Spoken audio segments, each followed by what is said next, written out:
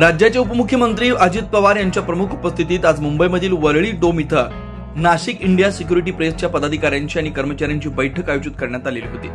या बैठकीत राष्ट्रवादी अजित पवार पक्षाचे नेते अर्जुन टिळे यांच्या समवेत आलेल्या टीम सिक्युरिटी प्रेसच्या शिष्टमंडळातील कर्मचाऱ्यांनी आपल्या समस्यांचं गाऱ्हाणं उपमुख्यमंत्री अजित पवार यांच्यासमोर मांडलं।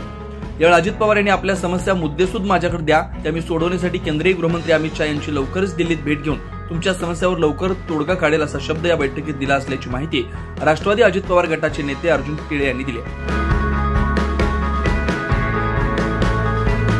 इंडिया सिक्युरिटी प्रेस आणि इंडिया करन्सी नोट प्रेस ह्या दोन्हींची काही दिवसापूर्वी आमची बैठक झाली होती। बैठकीला मी स्वतः आणि आमचे मित्र डॉक्टर जाकीर शेख सुद्धा उपस्थित होते।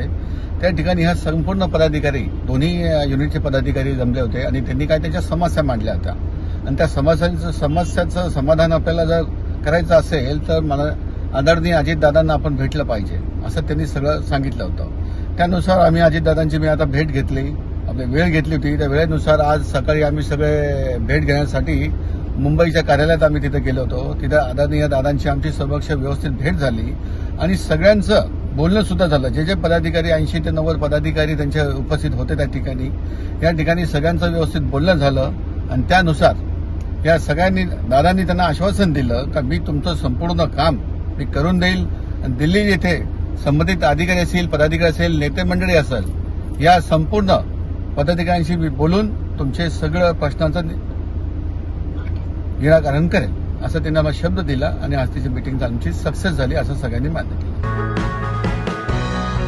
यावेळी माजी मंत्री अनिल पाटील, राष्ट्रवादी अजित पवार गटाचे कोषाध्यक्ष आमदार शिवाजीराव गर्जे, नाशिक येथील Arjun Tile, doctor Zakir Shaikh, Rajesh Bens, India security प्रेसचे कार्याध्यक्ष ज्ञानेश्वर धुंद्रे, जनरल सेक्रेटरी जगदीश गोडसे उपस्थित होते।